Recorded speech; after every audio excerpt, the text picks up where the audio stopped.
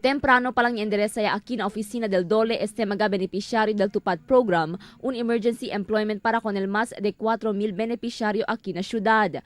¿Cuántos reklamo el ya aparece por causa que bien atrasado ya según el dalida del sueldo con mga beneficiario? ¿Cuántos di el por cuántos veces ya taman bira-bira na oficina del DOLE pero no hay pa siempre según el di ila sueldo? Por suerte lang según ese si señora Elsa Barrera desde el barangay Mampang kaya niya recibi su sueldo este día. Ay, bien grande kat sila ayuda para kanamon, ma'am. Como kami mga pobre, na grande kat sila ayuda, ma'am. Na entrevista con el jefe del Labor and Employment Office na syudad, Engineer Wesley Tan, ya tiene según delay por causa na grande número de mga DTR ya entra na oficina del pasao mes. Según Contan, hindi lang el syudad el tiene este programa, ita incluye aquí el montón pa beneficiario desde el otro lugar na región. Ta precura según ahora el DOLE hace de fronto el proceso, a ver puede man release el todo sueldo de mga TUPAD beneficiary. Por parte del opisina del Department of Labor, no, admitted din siya kita mga delays yan happen, no, primarily no kay bulto kay trial mga DTRs, no, not only from Zamboanga City but including the other mga field offices from Sibugay, Zamboanga del Norte and Zamboanga del Sur.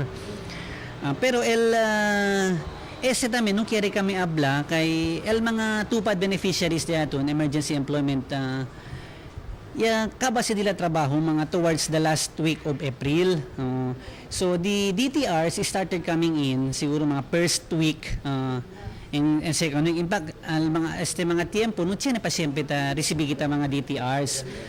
Pero por parte del diaton opisina no considering mga dilema no tiene kita mga two-prong approaches sa no ta pwede tan issue kita aquel use normal no procedure diaton el cheque in the name of the beneficiary pati segundo tan cash advance ya diaton mga higher officials in order to fast track diaton mga payments del TUPAD.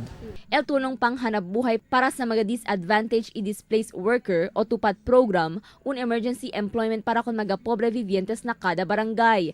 Kada beneficiario trabaja por 15 hasta 30 días na komunidad y oficina de gobierno, onde cada beneficiario esperanzado recibe 280 pesos sueldo cada día. Cristal Almonía, Dateline Zamboanga.